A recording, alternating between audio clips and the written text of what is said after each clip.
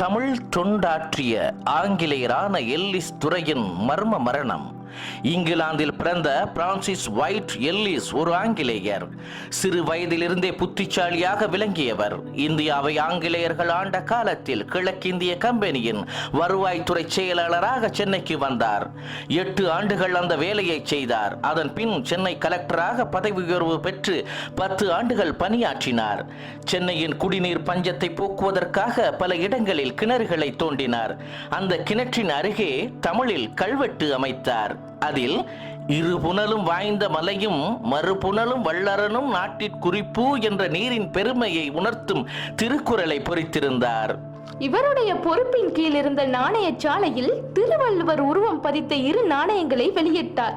British மகாராணிகளின் உருவம் மட்டுமே பதித்து வரும் அந்த காலகட்டத்தில் இது பெரும் புரட்சி. கலெக்டரான பின் அவர் பல இந்திய மொழிகளை கற்றார். அந்த மொழிகளில் அவருக்கு தமிழே மிகவும் பிடித்திருந்தது. திராவிட மொழி குடும்பம் என்ற கருத்தாக்கத்தை முதலில் உருவாக்கியவர் இவர்தான். தமிழ் மொழியை தெரிந்து கொண்டதோடு அவர் நின்று விடவில்லை. தமிழ் இலக்கியங்களை கற்று தேர்ந்தார். அவற்றை ஆங்கிலத்திலும் மொழிபெயர்த்தார். திருக்குறளுக்கு விரிவான விளக்கம் எழுதினார். அதை முழுதாக முடிக்கும் முன்னே மரணத்தை தழுவினார். அவருடைய திருக்குறள் விளக்க உரை அரைக்குறையாகவே அச்சிட்டு வெளியிடப்பட்டது. யாரும் சொல்லாத பல விளக்கங்களை புதுமையாக சொன்ன அறிஞர் என்று தமிழ் அறிஞர்கள் இவரை பாராட்டினர். தமிழ் மீது தனியாக தாகம் கொண்ட எல்லிஸ் பண்டைய இலக்கியங்களை சேகரித்து பாதுகாக்கவும் செய்தார். குறிப்பாக வீரமாமுனிவர் எழுதிய நூல்களை சேகரிப்பதற்காக தனது சொத்துக்களின் பெரும் பகுதியை விற்று செலவு செய்தார்.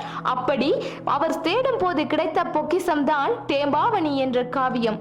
இவருடைய முயற்சி இல்லை என்றால் இந்த காப்பியம் நமக்கு கிடைக்காமலே போயிருக்கும்.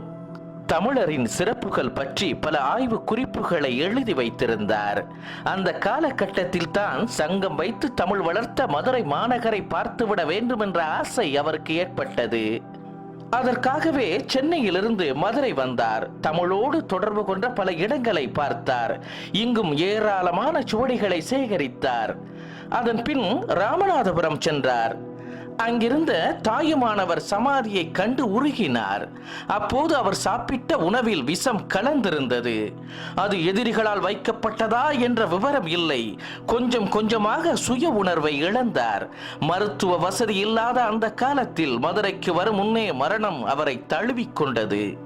மதுரையை பார்க்க வந்த எல்லிஸ் மீண்டும் சென்னை திரும்பவே இல்லை. இவர் தனது நூலில் கிறிஸ்தவ சமயத்தை குறிக்க பராபரன் என்பதற்கு மாறாக நமச்சிவாய என எழுத இதனை கண்ட கிறிஸ்தவ சமயிகள் கிறிஸ்துவ சமயத்தை பரப்புவதற்கு பதிலாக இந்து சமயத்தை பரப்புகிறார் என கருதி இவரை கொலை செய்ததாக கூறப்படுகிறது. சென்னையிலும் மதுரையிலும் அவர் சேகரித்து வைத்த ஓலைச்சுவடிகள் அனைத்தும் சென்னையிலும் மதுரை கலெக்டர் பங்களாவிலும் பல மாதங்கள் விறகாக எரிக்கப்பட்டு அழிக்கப்பட்டன என்று ஆங்கிலேய அறிஞரான சர் ஆல்டர் ஸ்கொட் எழுதியுள்ளார். தமிழின் பெருமை உணர்ந்து அதற்கு தொண்டாற்றிய எல்லிஸின் கனவும் சுவடிகளோடு சுவடியாக எரிந்து போனது. இந்த ஆங்கிலேய தமிழறிஞரை இன்றைக்கு யாருக்கும் தெரியாது. தமிழகத்தின் பெருநகரங்களில் KK நகர், அண்ணா நகர் போல எல்லிஸ் நகரமும் இருக்கிறது. சாந்தி தியேட்டருக்கு பின்புறம் திருவல்லிக்கேணியிலிருந்து அண்ணா சாலை வரையுள்ள வீதிக்கு எல்லிஸ் வீதி என்று அழைக்கப்படுகிறது. அதோடு தமிழ்நாடு வீட்டு வசதி வாரியம் உருவாக்கிய குடியிருப்புகளுக்கு இந்த பெயரை வைத்திருக்கிறார்கள்.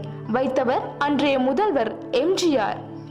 எல்லிஸ் என்ற பெயரில் திரைப்பட இயக்குனர் ஒருவர் இருந்தார். சகுந்தலை போன்ற படங்களை இயக்கியவர். எல்லிஸ் ஆர் டங்கன் என்பது அவர் பெயர். அவருடைய பெயரில்தான் இந்த நகரங்கள் அமைந்திருக்கின்றன என்பதுதான் பலரின் எண்ணம். அது சரியல்ல. பிரான்சிஸ் ஒயிட் எல்லிஸ் என்னும் ஆங்கிலேய தமிழ் அறிஞரை யாரும் மறக்க கூடாது என்பதற்காகத்தான் எல்லிஸ் நகர் என்று தமிழக அரசு பெயர் வைத்தது. ஆனால் யார் அந்த எல்லிஸ் என்று யாருக்குமே தெரியாததுதான் வேதனையின் உச்சம்.